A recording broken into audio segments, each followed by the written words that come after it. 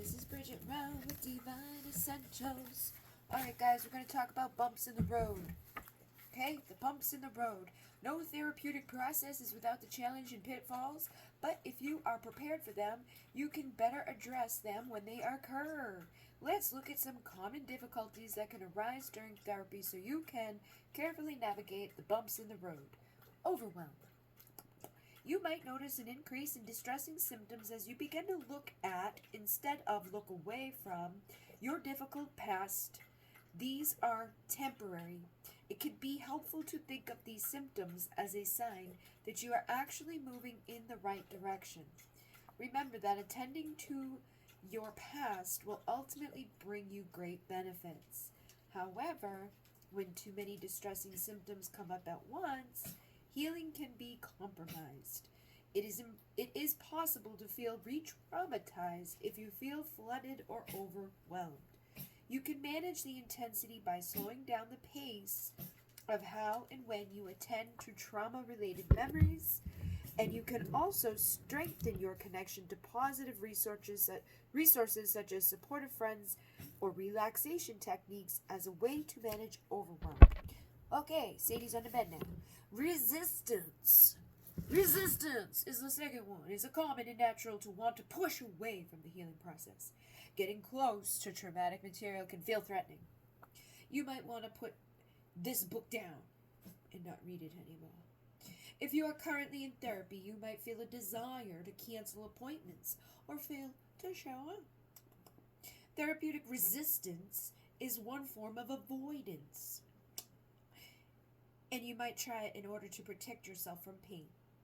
Despite your longing to heal, you may start running the other way.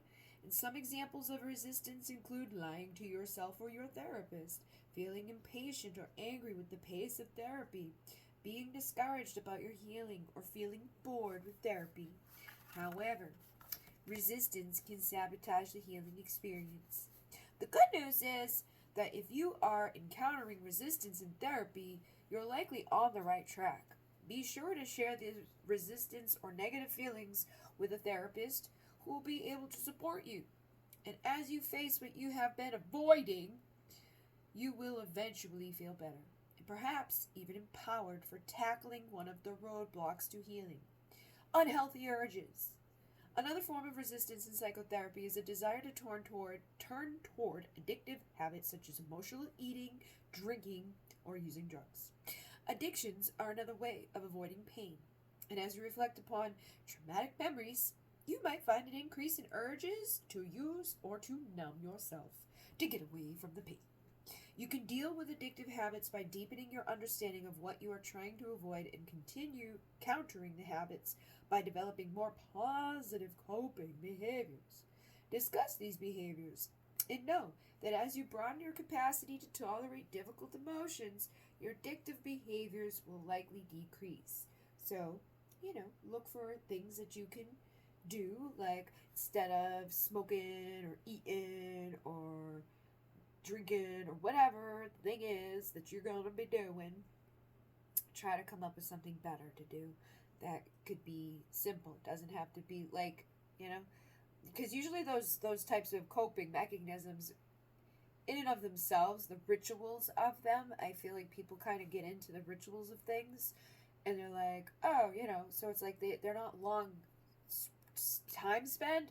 The effects of them have a long time spent sometimes, but like yoga, right? You do 10-minute yoga instead of 10 minutes smoking weed or 10 minutes of drinking or whatever. But that's going to have a long effect too, like the good effect though, like a better effect.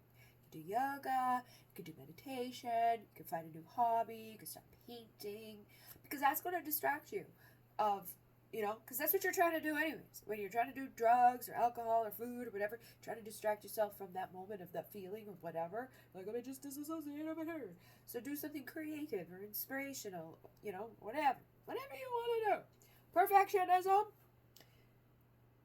Therapy is messy and often uncomfortable. In order to heal, it is necessary to let go of any need you might have to manage how other people see you. Don't look at me.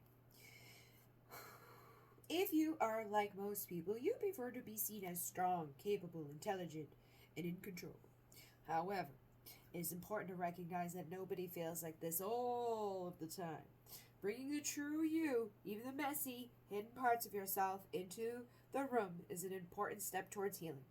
This can involve taking off the masks that you might wear to protect yourself in your daily life, and a willingness to accept your imperfections with self-compassion and non-judgment. So just love you. Just be you. Just be your messy, crazy, weirdo self.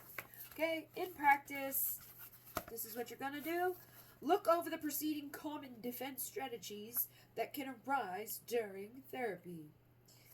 In what ways can you relate, and in what ways could you see overwhelm, resistance, unhealthy urges, or perfectionism interfering with your healing process, okay? So you want to write those things down.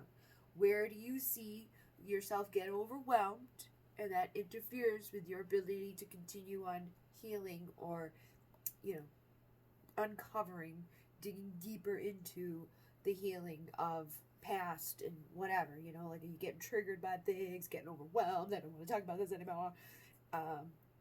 Resistance, where you're like, I'm just gonna avoid that, I'm not even gonna go, I'm not even gonna watch this. I've noticed people are clicking out of these videos at like the 4-minute mark when they're 20-minute long, so you're resistant. You're resistant. Unhealthy urges. Or perfectionism. Okay, so I'll see you guys tomorrow night. We're going to do the full moon desire box. Okay, I got my shit out. We're going to make a desire box, so come be there for that. 9 p.m. desire box time. Woo-hoo. Okay, and I am probably going to do the yoga thing because I did a poll on Instagram, and people voted yes. There was 88% voted yes. There's only one person that voted no. So I guess that's a good majority of people who would like to try the yoga stuff. Probably do it downstairs in the healing room, just because I don't have any wall. Well, I don't know what we're gonna be doing exactly. I probably shouldn't be like, let me get up against the wall and do headstands and stuff. Let's just keep it simple. But the atmosphere of a yoga center would always have certain things, and I feel like it's carpeted. There's room down there, I can move things out of the way and have a wall if I needed the wall for whatever reason. I mean, there's some ones that you need the wall that's not crazy, but yeah, maybe I'll do it down there. And I've been pre-recording things, not this, but I've been pre-recording readings and stuff, so maybe I'll spend 1 day a week where I record some of those to post throughout the week, or maybe I'll just do it once a week and keep it simple, so that I don't burn myself out, because it doesn't need to be all or nothing. In Renee, namaste.